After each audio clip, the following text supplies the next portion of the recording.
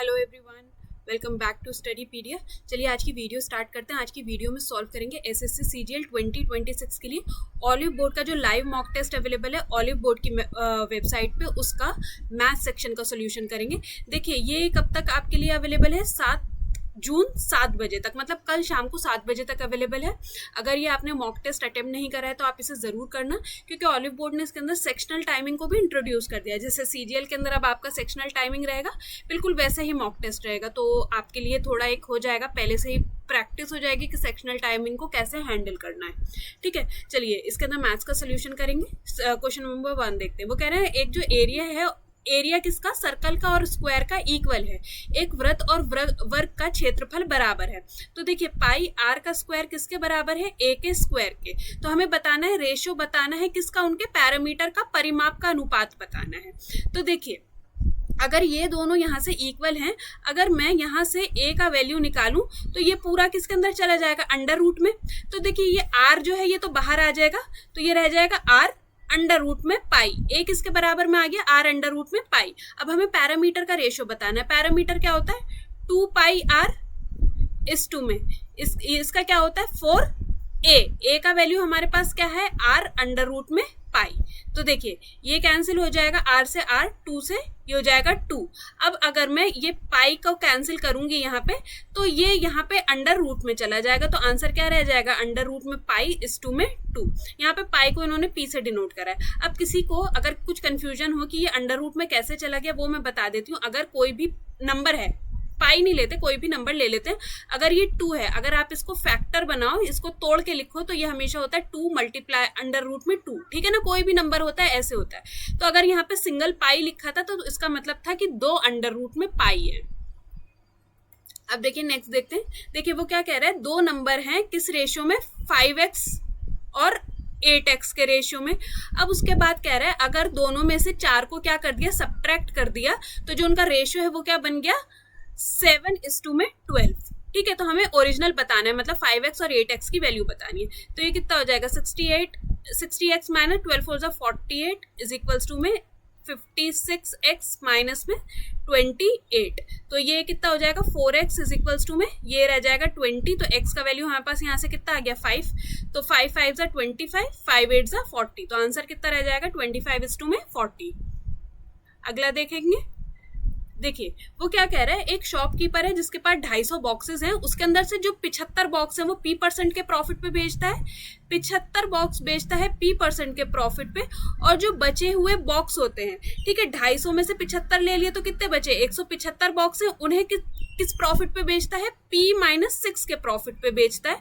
और जो उसका टोटल प्रॉफिट आता है, मतलब ये सब कुछ ट्रांजेक्शन करने के बाद जो ओवरऑल प्रॉफिट आया, या आप इसका एवरेज बोल सकते हो, जो उसका प्रॉफिट का एवरेज आया वो कितना आ गया, 16% आया। तो हमें p का वैल्यू बताना है। तो इसको हम डिवाइड करेंगे किससे, टोटल नंबर ऑफ बॉक्सेस से, इज इक्वल्स टू में कितना आया, 16। तो ये कितना हो जाएगा, 75p प्लस में 175p माइनस में 1050 इज इक्वल्स टू में ये इधर जाके मल्टीप्लाई कर देंगे 5050। ठीक है, तो ये 250p इज इक्वल्स टू में 250p इज इक्वल्स टू में, आई एम सॉरी, यहाँ पे आ जाएगा ये 4000। ठीक है, तो ये इधर जाके माइनस ना होके इधर जाके प्लस में होगा, तो ये आएगा 5050। तो p का वैल्यू हमारे पास कितना आ जाएगा, 20.2। ठीक है, ऑप्शन नंबर ए करेक्ट रहेगा, 20.2। अब देखिए वो कह रहा है ए एक काम को 72 डेज में कर देता है, 72 डेज में, जस्ट अ सेकेंड। ए एक काम को 72 डेज में करता है, बी उसी काम को 84 डेज में करता है। एलसीएम लेंगे, टोटल इसका एलसीएम आ जाएगा 504 यूनिट। ए की एफिशिएंसी आ गई 7 यूनिट, बी की एफिशिएंसी आ जाएगी आपकी 6 यूनिट।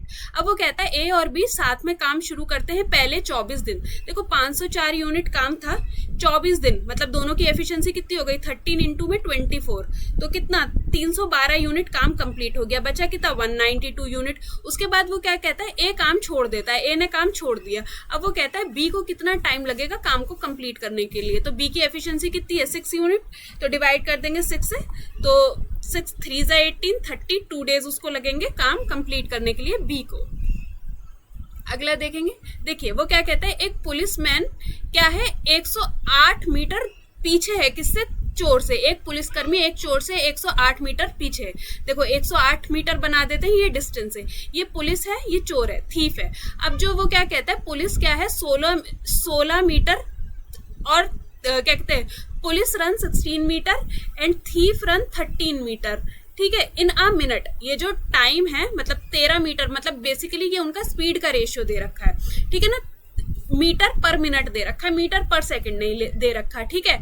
और हमसे पूछा जा रहा है कि कितनी देर के अंदर पुलिसमैन क्या कर लेगा, चोर को पकड़ लेगा। तो देखिए टाइम कैसे निकालते हैं, डिस्टेंस अपॉन में स्पीड, ये इनके स्पीड दे रखी है आपको, ठीक है। अब देखिए अगर वो उसे पकड़ रहा है तो दोनों किस डायरेक्शन में भाग रहे हैं, सेम डायरेक्शन में भाग रहे हैं। सेम डायरेक्शन में भागते हैं तो रिलेटिव स्पीड क्या होती है, आपस में माइनस, तो रिलेटिव स्पीड कितनी आ गई 3, डिस्टेंस कितना था 108, तो 108 अपॉन में 3, तो 3 3 जा 9, 3 6 जा 18, 36 मिनट के अंदर चोर को पकड़ लिया जाएगा। अब देखिए वो क्या कह रहा है, 20% ऑफ एक्स, अगर मैं एक्स का 20% कर दूं तो ये किसके बराबर है, वाई के, ठीक है। तो यहां से 2 1 जा 2, 2 5 जा 10, एक्स अपॉन में वाई का रेशियो एक्स अपॉन में वाई, 5 नहीं वाई, अरे यार वाई का रेशियो कितना आ जाएगा 5 अपॉन में 1, ठीक है ना। एक्स का रेशियो 5 है और वाई का रेशियो 1 है, तो हमसे वैल्यू पूछिए इसकी, तो 3 5 जा 15 प्लस में 2, तो ये आ जाएगा 17। अब देखो 17 एक ही में है, आप इसे टिक कर सकते हो, बाकी आप दूसरा भी कैलकुलेट कर सकते हो। अब देखिए वो क्या कहता है, एक वेसल है जिसके अंदर प्योर मिल्क था, कुछ क्वांटिटी थी। अब देखिए कितना भी क्वांटिटी हो, जब एग्जैक्ट एक क्वांटिटी दे रखी होती है, एक वेसल में हो किसी भी चीज में हो, वो हमेशा कितनी होती है 100% होती है, ठीक है। अब वो क्या कह रहा है, उसमें से जो 20% मिल्क था उसे रिप्लेस करा गया वाटर से, मतलब जो 100% था उसमें से 20% दूध निकाल लिया, तो अब दूध कितना रह गया 80% रह गया, ठीक है। और उसके अंदर जो बाकी था वो पानी डाला गया, बट पानी की बात आगे नहीं कही गई। वो कह रहा है then the quantity of milk in the vessel become 40 litre, मतलब 80% की वैल्यू कितनी आ गई 40 लीटर आ गई। तो हमसे पूछा जा रहा है इनिशियली मतलब 100% मिल्क कितना था, तो क्या करेंगे डिवाइडेड बाय 80 मल्टीप्लाई बाय 100, तो ये हो जाएगा 4 1 जा, ये हो जाएगा 4 2 जा और ये हो जाएगा 2 5 जा, तो कितना रह जाएगा 50 लीटर इनिशियली, मतलब स्टार्टिंग के अंदर उसके अंदर क्या था, दूध था। अब देखिए एक आपको थ्योरम पता होगी, कॉसेक स्क्वायर थीटा माइनस में कॉट स्क्वायर थीटा, इसका वैल्यू हमेशा कितना होता है 1। अब देखिए अगर यहां से आप स्क्वायर आप एक बार इग्नोर करो तो 10 90 माइनस थीटा किसके बराबर होता है, कॉट थीटा के, तो ठीक है ना। यहां से समझ में आया, दोनों में 4 था, मैंने 4 कॉमन ले लिया, कॉसेक स्क्वायर थीटा माइनस में 10 की जगह मैं क्या लिख सकती हूँ, कॉट स्क्वायर थीटा। ये मैंने आपको आइडेंटिटी बता दी, कॉसेक स्क्वायर थीटा माइनस में कॉट स्क्वायर थीटा कितना होता है 1, तो 4 1 जा 4, ठीक है ना, ऑप्शन नंबर बी। अगला देखेंगे, देखिए हमसे क्या बताया ना, एरिया ऑफ सेक्टर 21 सेंटीमीटर त्रिज्या वाले एक वृत्त में 100 डिग्री के केंद्रीय कोण द्वारा आंतरिक त्रिज्या खंड का क्षेत्रफल बताइए। तो देखिए इसका क्या फॉर्मूला होता है, थीटा, थीटा हमें 100 दे रखा है, theta by 360 degree multiply by pi r का स्क्वायर, आर कितना दे रखा है 21 इंटू में 21, तो ये हो जाएगा 7 3 जा, ये हो जाएगा 3 1 जा 3, 3 2 जा 4 जा 3 7 जा, ठीक है ना, और ये हो जाएगा 2 5 जा और ये हो जाएगा 2 11 जा, तो 11 5 जा 55 इंटू में 7 7 5 जा 35, 7 5 जा 35, तो ये कितना हो जाएगा 385 सेंटीमीटर स्क्वायर। अगला क्वेश्चन देखेंगे। अब देखिए वो क्या कह रहा है, the slope of a line is equal to the slope of line joining the points. देखिए इन दोनों पॉइंट्स को जो लाइन ज्वाइन कर रही है, सपोज ये लाइन इन दोनों पॉइंट्स को ज्वाइन कर रही है, इसका जो स्लोप है m, जो इसका ढलान है वो किसकी बराबर है, ये जो पॉइंट्स है, जो ये लाइन है, इस लाइन से जो बनेगा इसके स्लोप के बराबर है। तो मतलब इसका स्लोप, ये जो पॉइंट्स है इनका अगर मैं स्लोप निकालूं और जो यहाँ से लाइन फॉर्म होगी इसका स्लोप बराबर है। अब वो क्या कह रहा है, if the line passes through इतना व्हाट इज इट्स इक्वेशन, इस वाली लाइन की हमें इक्वेशन बनानी है। तो देखिए सबसे पहले तो हम यहाँ से क्या कैलकुलेट कर लेंगे, इसका स्लोप कैलकुलेट कर लेंगे। स्लोप क्या होता है, m इज इक्वल्स टू में ये है, देखिए x1 x2, ये है y1 y2, तो ये हो जाएगा y2 माइनस में y1 अपॉन में x2 माइनस में x1, ठीक है। तो ये कितना हो जाएगा 12 और ये हो जाएगा 4, तो ये रह जाएगा 3। यहाँ पे स्लोप कितना आ गया, m आ गया 3। ठीक है, इसकी लाइन फॉर्म करेंगे। लाइन का क्या होता है, y माइनस में y1 इज इक्वल्स टू में m, x माइनस में x1। ठीक है, तो ये हमारे पास x1 है, ये y1 है। ठीक है, तो y minus minus plus y1 is equals to में m हमारे पास 3 है, x माइनस में x1। ठीक है ना, तो y प्लस में 1 इज इक्वल्स टू में 3x माइनस में 3 4 12।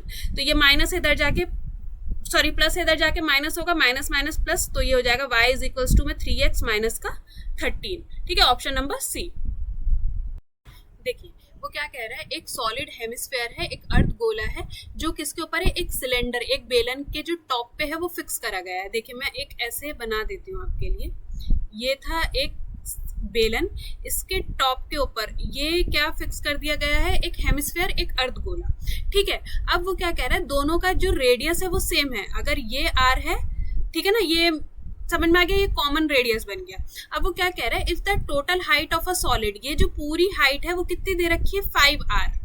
अब आपको एक चीज पता होगी, जो हेमिस्फेयर होता है, जो उसका रेडियस होता है वही उसकी हाइट भी होती है। तो अगर ये रेडियस r है तो हेमिस्फेयर की हाइट भी कितनी हुई, r।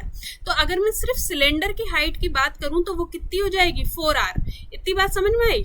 आई होप समझ में आ ही गई होगी। तो हमसे पूछा जा रहा है, तो ठोस का कुल सतही क्षेत्रफल बताइए। तो हमें क्या बताना, find the total surface area of solid. अब देखिए टोटल सरफेस एरिया क्या चीज होती है, वो सारा एरिया जिसको आप छू सको। अब देखिए जब आप बात करेंगे क्या कहते हैं, सिलेंडर में बात करेंगे, तो सिलेंडर में भी आप क्या टच कर सकते हो, इसका curve surface area. Curve surface area क्या होता है, 2 पाई r, और h आपके पास, हमारे पास कितना है, 4r, मैंने लिख दिया। प्लस में इसका बेस एरिया आप पूरा टच कर सकते हो, तो ये कितना हो जाएगा, पाई आर का स्क्वायर। समझ में आई ना, सर्कल का एरिया क्या होता है, पाई आर का स्क्वायर। और इसका ये जो हेमिस्फेयर है, इसका कर्व सरफेस एरिया, तो वो क्या होता है, 2 पाई आर का स्क्वायर। आई होप समझ में आ गया होगा कि मैंने इसका टोटल सरफेस एरिया कैसे निकाला है। टोटल सरफेस एरिया वो सारा एरिया होता है जिसको आप छू सकते हो। ठीक है ना, तो बीच में ये जो टॉप है ये कवर हुआ हुआ है, ये हम नहीं टच कर सकते, इसलिए इसको इंक्लूड नहीं करा गया है। तो ये कितना हो जाएगा, 8 पाई आर का स्क्वायर प्लस में पाई आर का स्क्वायर प्लस में 2 पाई आर का स्क्वायर। तो टोटल आंसर कितना आ जाएगा, 11 पाई आर का स्क्वायर। आई होप ये क्लियर हुआ होगा। ठीक है ना, अगला देखते हैं। अगर आप उसके अंदर सबका टोटल सरफेस एरिया लगा दोगे ना, तो वो जो सर्कल जो बीच में मतलब कवर हुआ हुआ है टॉप एरिया, वो इंक्लूड करना नहीं है, नहीं तो वो भी इंक्लूड हो जाएगा। अब देखिए वो क्या कहता है, अमन क्या करता है, एक कोन को परफेक्टली क्या कर देता है, फिट कर देता है इनसाइड अ स्फीयर। एक गोले के अंदर एक शंकु को वो क्या कर देता है, परफेक्टली फिट कर देता है। ठीक है, किस तरीके से, सच दैट द कोन का जो बेस है lies on a spheres base. जो ये जो स्फीयर का बेस है और कोन का बेस है, वो दोनों क्या बोल रहा है, सेम है। दोनों का रेडियस सेम है, आर जो है दोनों का सेम है। और जो हाइट है कोन की वो भी कितनी है, 7 सेंटीमीटर। ये जो हाइट है वो भी 7 सेंटीमीटर है। तो हमें रेशियो बताना है वॉल्यूम किसका, कोन का और स्फीयर का। देखिए कोन का वॉल्यूम क्या होता है, 1/3 पाई आर का स्क्वायर। आर कितना है, 7, तो आर का स्क्वायर इंटू में एच भी कितना है, 7। ये किसके बराबर है, कोन के, सॉरी रेशियो बताना है तो रेशियो में लिख देते हैं, 4/3 पाई आर का क्यूब। आर क्या है हमारे पास यहाँ पे 7, तो 7 इंटू में 7 इंटू में 7। तो ये 7 पूरा 7 से कैंसिल, पाई से पाई कैंसिल, 3 से 3 कैंसिल। तो आंसर कितना हो जाएगा, 1:4। नेक्स्ट देखेंगे। अच्छा देखिए ये क्वेश्चन जो है, मेरे पास एक क्वेरी आ रही थी, I don't know his name, I guess Yash था उसका नाम। तो एक क्वेरी आ रही थी, उसको कुछ डिवीजन के अंदर प्रॉब्लम था। देखो यश अगर आप देख रहे हो तो देखो ये क्वेश्चन है जो आप मुझसे पूछ रहे थे, p/q की फॉर्म में डिवाइड कैसे करते हैं। देखिए अभी न्यूमरेटर, देखो ये है न्यूमरेटर, ये है आपका डिनोमिनेटर। अगर आप डिनोमिनेटर को बहुत ध्यान से देखो, अगर मैं इसका डेसिमल हटा दूं तो ये 100, इसका भी हटा दूं तो ये भी 100, और देखो ये भी 100 और ये भी 100। अब ये 100 नहीं होगा, ये 100 का क्यूब होगा, क्योंकि ऊपर भी क्यूब है तो नीचे भी क्यूब ही होगा। इतनी बात आपको समझ में आई।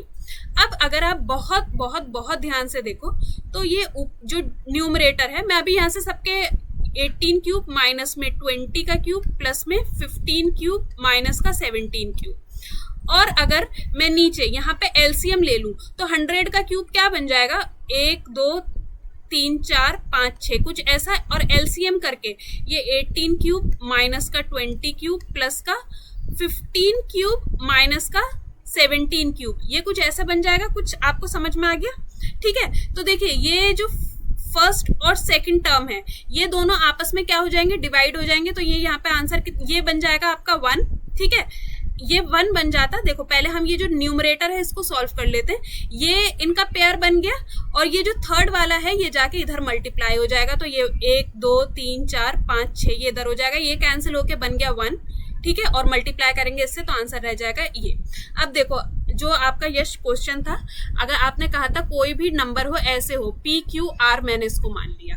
ठीक है, अब देखो आपको सिर्फ ये देखना है पी क्यू का तो क्या बन गया, आपका पेयर बन गया। ये जो आर है ये अकेला रह गया, तो ये आर यहाँ से हटके कहाँ जाएगा, यहाँ जाके डिवाइड हो जाएगा। आपने मुझे दिया था 2 5 और 7।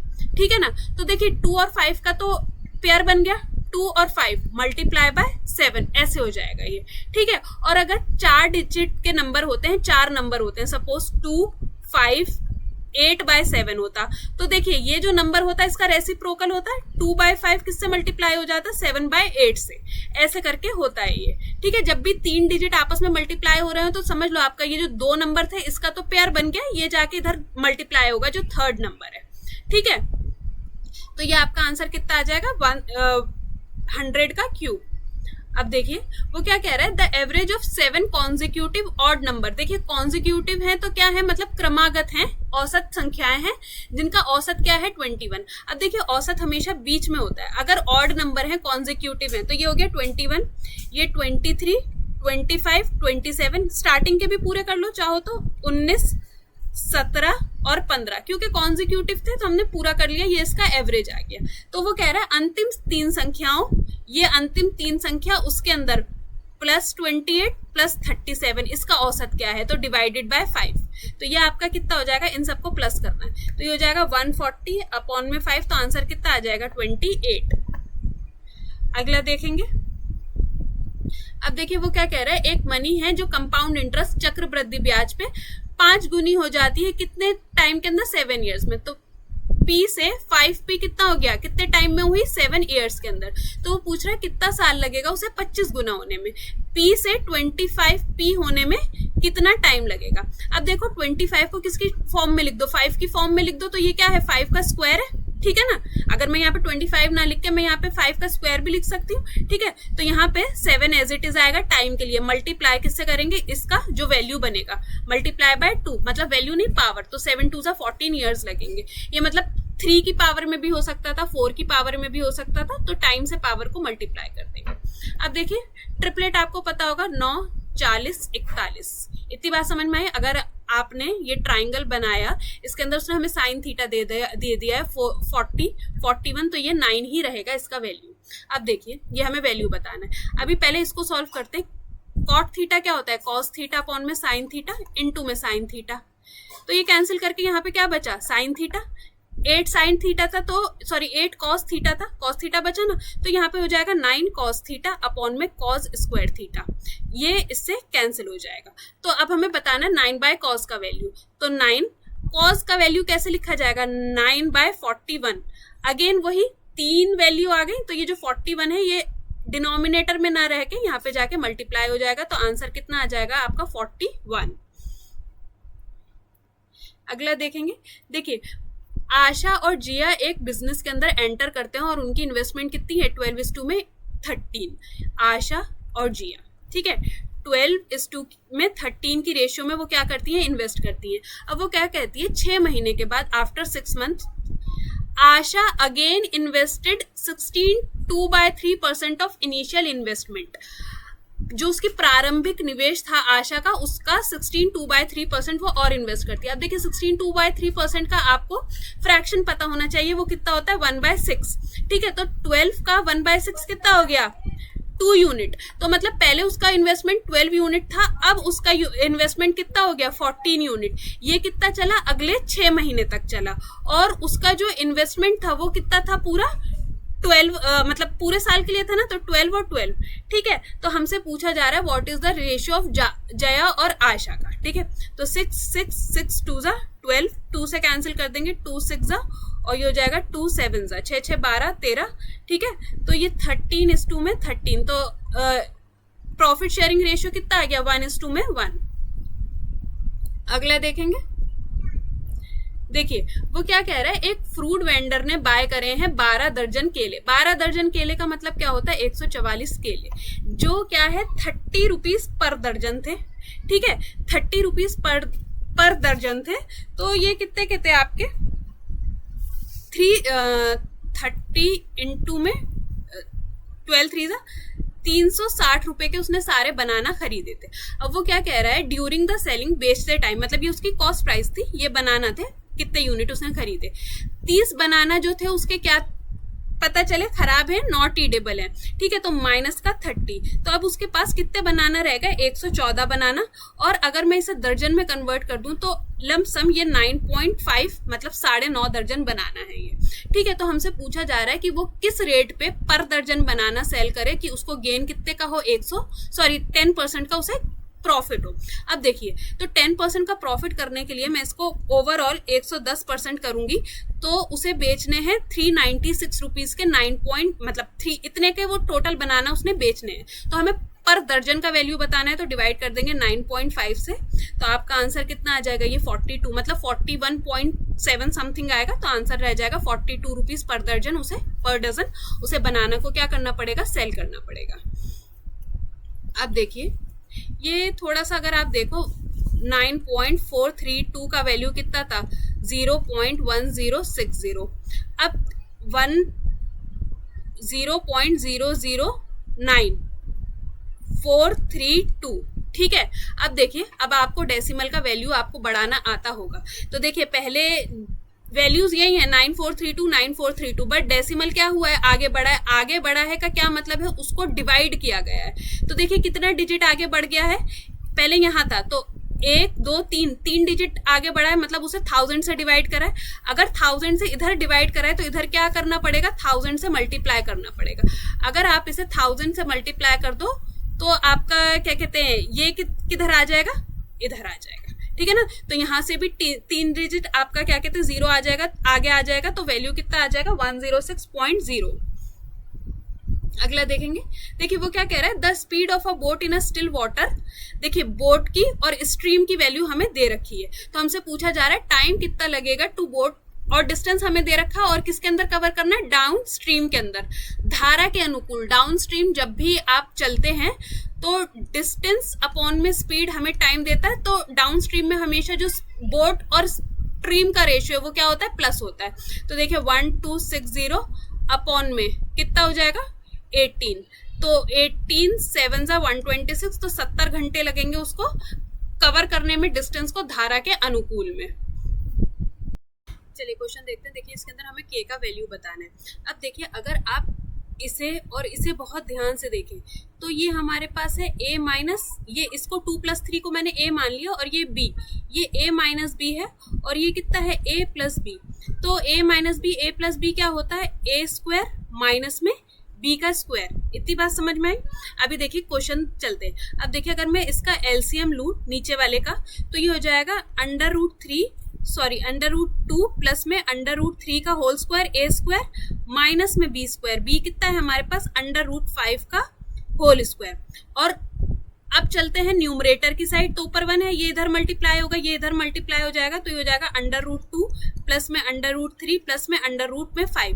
बीच में माइनस का साइन है, तो माइनस का √2 माइनस का √3 प्लस का √5, ये कैंसिल हो जाएगा इससे, +2 - 2 +3 - 3, तो ऊपर में क्या बचा 2 √5।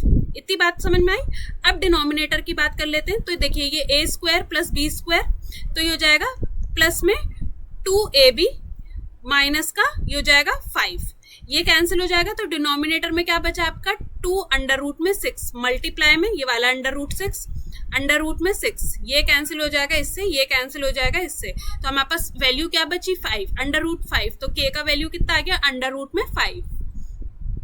अगला देखेंगे। अब देखिए ये कैसे ट्राइंगल है, सिमिलर ट्राइंगल, हमें x का वैल्यू बताना है। तो देखिए ये इससे क्या है 18 2 36 मतलब 2 गुना है, या आप इसको 2 से डिवाइड कर दो। तो अगर आप इसे 2 से डिवाइड करोगे तो ये वाला वैल्यू आ जाएगा, कितना आ जाएगा ये 12 यूनिट। अगला देखेंगे। देखिए साइन थीटा इनटू में कॉसेक थीटा किसके बराबर होता है 1, कॉसेक थीटा।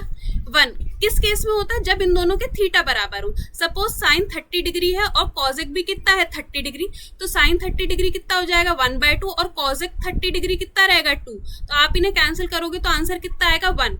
हमेशा याद रखो ये किस केस में होता है, जब दोनों का थीटा क्या होता है इक्वल होता है। अब यहाँ पे भी देखिए इसको मल्टीप्लाई करके उसने हमें दिया है 1, तो दोनों का थीटा इक्वल होगा, तो ये 4x प्लस में 5 डिग्री ये किसके बराबर में होगा 85 डिग्री माइनस का 4x, तो ये कितना हो जाएगा 8x इज इक्वल्स टू में 80 डिग्री। तो यहाँ से x का वैल्यू मेरे पास कितना आ जाएगा 10 डिग्री।